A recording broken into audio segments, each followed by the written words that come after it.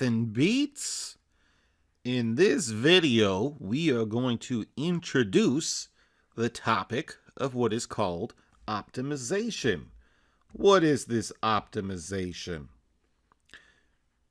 That's the question I'm asking. What is it? What is optimization? Well, optimization is really a process for which we find some best quote-unquote quantity or perhaps some most efficient process given some situation.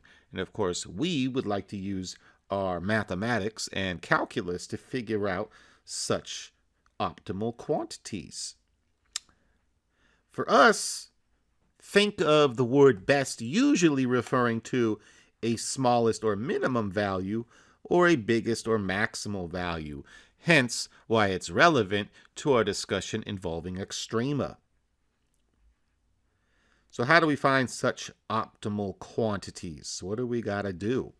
What I'm about to talk about here first is just kind of the general procedure and strategy we should keep in mind when approaching such an optimization problem, and then we'll finish the video with an introductory example. So, of course, we are dealing with, in this setting, functions of single variables, and in this case, there are really two situations which we have to consider, and that is one of them being continuous functions over closed intervals. One way or another, if we're dealing with that situation, then the general strategy should be to utilize the extreme value theorem. Remember, if we have a continuous function over a closed interval, then the extreme value theorem guarantees the existence of the global or absolute extrema given that situation. So that's what's also said right here, is that, the absolute minimum and maximum values are going to be guaranteed to exist on such an interval. And moreover, they're going to either occur at a critical point or at an endpoint of the corresponding interval. So that is the ideal situation. If we have that case, then we are guaranteed to have such an optimal value occur. However, that's not always the case that we see. And so the other situation is dealing with continuous functions over open intervals. And in this case, in order to determine whether or not the absolute extrema are actually going to exist, we have to apply the process of using sign analysis on our derivatives. So just keep in mind, when we have an open interval and a continuous function, we're actually not guaranteed that the extrema will exist, that is the absolute extrema. But if they are going to exist, then they're going to have to occur at some critical point. And so we'd like to then investigate the behavior of the function over the particular open interval, including sign analysis on the first derivative, and even possibly using the second derivative test, depending on the situation. So basically, two big situations: continuous functions over closed intervals, utilize extreme value theorem; continuous functions over open intervals, perform sign analysis on the critical points of the function and really understand the behavior of the function over the interval to determine whether extrema exist. Now, what are we optimizing, right? And what are the conditions in which this happens? So what we're going to see is that in these situations, when we consider optimization, there's always some type of function that we're trying to optimize. And that's what we refer to here as an objective function, if you will. And so this is the function that is going to be modeling the quantity that's being optimized, whatever it might be. Maybe we're trying to minimize cost. Maybe we're trying to maximize volume. Just all depends on the situation, and whatever that quantity that we're optimizing is, that is what we refer to as an objective function. And so oftentimes we may need to find this function given the situation. There's almost always some type of side constraint And this is some other information in the situation, some condition that we say puts restrictions on some type of indicated values within the problem. And so we'll use the side constraint to help us manipulate and transform the objective function. And oftentimes what that entails is doing some type of substitution, using the constraint or whatnot, to turn the quantity being optimized, the objective function, into a single variable function, since, of course, this video is intended for single variable calculus. And we know how to optimize single variable functions. So that's kind of some background. And to get us going to the end of this video, we'd like to just take a look at an introductory problem and kind of dissect all the things we just talked about. Let's suppose in this example, there's some farmer. And this farmer wants to make an enclosure for her goats so they can have a nice area to eat their grass and whatnot. Let's suppose that the farmer has 400 feet of fencing available to use, and she wants to make some type of rectangular enclosure for her goats to graze in. One of the sides of the enclosure, I should say one side, will be used by the side of a large barn that's located on her property. So, on that particular side of the enclosure, no fencing is going to be needed. The question is, what are the dimensions of the enclosure? So how big should we make this thing? Which results in a maximal amount of area for the goats to graze in. So the biggest possible rectangular region so the goats have as much space as possible that they could roam around and graze on the food. Seems like a reasonable thing to do. Now, oftentimes it's useful to start by drawing a type of picture to, just visualize what's going on here. We know that this farmer has a barn. Let's pretend this is the barn. Okay, now remember, I'm drawing the barn because one of the sides of the rectangle is going to be used by the side of the barn itself. And otherwise, there's some type of rectangular region here that we're going to put the goats in. Here's where the goats go, right in here. And you can imagine the different types of rectangular looking enclosures that can happen. I just drew one such on the screen, but maybe you have one that's a lot longer, like so, and maybe it's a little more skinny, or maybe it's looking more like that. There's many different sizes here, right? Really infinitely many that we can pick from, and we would like to know which size is going to result in the most amount of area within this enclosure. So that's just kind of the setup, the visualization. We are looking for the dimensions of such an enclosure. That's our goal. So we might as well start labeling the dimensions of this rectangle. Perhaps we can use this side, call it X if you will, and the other two sides, just call it Y. Call it whatever you want. L, W, doesn't matter. I'll just call them X and Y. And so, right, I'm not labeling the red side of the enclosure from the barn because I know that I'm not going to have to use any fencing on that side.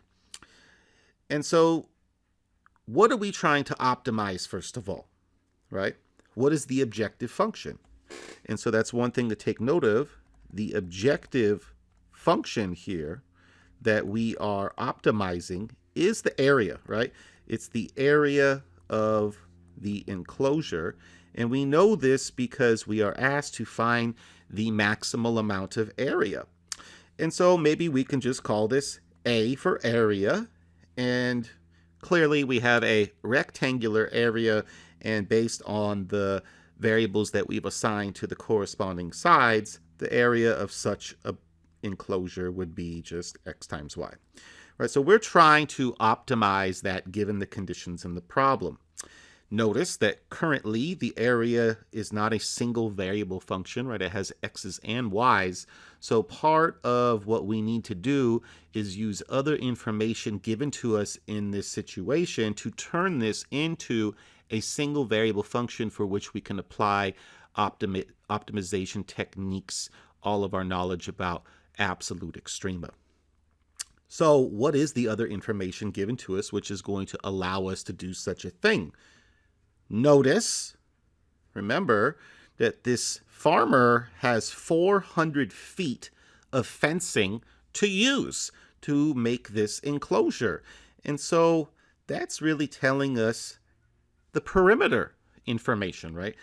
The fencing is all along the sides, the black pieces that we have drawn in the corresponding diagram. So we know that the perimeter has to equal 400 feet. And in fact, that is going to allow us to come up with what is the side constraint in the problem. So the side constraint that we are given in this particular situation is going to be that the perimeter of this enclosure has to be 400 feet. So I'm just using P for perimeter here. Now the perimeter is, well, just add up all the sides of the enclosure, right? Not including the side with the barn. So that's going to be an x plus 2y here. So in other words, it has to be true in this setup that x plus 2y must be equal to 400. That is our side constraint. It's constraining the relationship between the two variables that are given in this particular situation. Now, before, when we're talking about kind of the general introductory strategy, is that we should be able to use the side constraint to turn the optimal or the objective function into a single variable function. And so we can see if we just simply solve this equation for x, it follows that x is 400 minus 2 times y. And what I can then do is use that piece of information to plug in to my objective function a here and replace the x in terms of y. So let's do that. It follows, therefore, that the area based strictly on the side of y is going to be equal to, well, replace my x with a 400 minus a 2 times y, and then that's getting multiplied by y. And multiplying it out even further gives negative 2y squared, and then plus a 400y.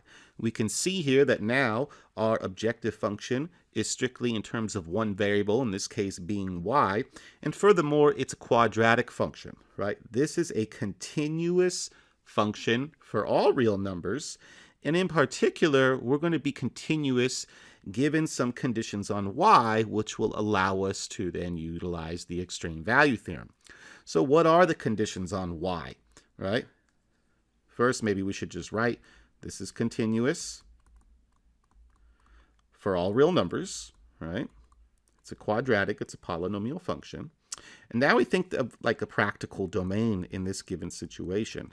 Practical domain, meaning given the context, what we're dealing with, what is the smallest y can actually be? Because, you know, mathematically, this function, any value of y will work. However, because these values of y's are representing lengths, right? The vertical lengths here in our picture above of the enclosure, then the smallest that y could be would be 0, and then we wouldn't even have an enclosure. So the smallest value of y here is going to be 0, and that would not be ideal to use that, right? Because then the goats don't have any space. However, that can technically be done. Just make a long fence with no enclosure. But what is the biggest that y can be? Well, notice that this relationship between x and y, right? X and y right here have this relationship such that x plus 2y has to equal 400. And so if we think, okay, if the other side of the enclosure x was equal to 0, then y would at most have to be 200, right? So that's the result of setting x equal to 0, and x is, of course, 400 minus 2y. And so if I think about the largest y value that does not make that negative, it would be 200 here. And so that gives us a closed interval for which this objective function is defined. And the objective function is continuous over this closed interval. And thus, we can utilize here the extreme value theorem, if you will. That means we know the absolute minimum and maximum values of this function must exist over this closed interval, and they're either going to occur at one of the endpoints or at a critical point somewhere in between. Notice a of 0, plugging in 0 for my y's, that results in 0, and a of 200 which also will result in 0. So at the endpoints is just these extreme situations in which we have the minimal amount of area being 0, and clearly those are not going to give us our maximal area. So then let's go find the critical points of this function. And so if you just differentiate this function with respect to y, a prime of y here, that's going to be a negative 4y plus a 400, just using our power rules. And so we know that's never undefined. So when does it actually equal 0? Well, that will equal 0 if y is equal to 100. And so that's the only critical point, right? That's our critical point. And we can see that clearly y is equal to 100 belongs to the practical domain in this situation. And so the only critical point we have is when y is 100. And, if you go even further and say, well, a double prime of y is just negative 4, right? And that tells me that a of y is concave down, really for all real numbers, and in specific at y is equal to 100. And so by the second derivative test, this must be the location of a local maximum. However, for us, it actually has to be the global maximum location for this reason because of the extreme value theorem. And so we have now found the value of y, which gives us the maximal area. And notice that, remember, we're asked to find what are the dimensions, and so we must also state what x is. So remember our relationship above, x is equal to 400 minus 2y. So if y is 100, right, then we get that x is going to be equal to 200.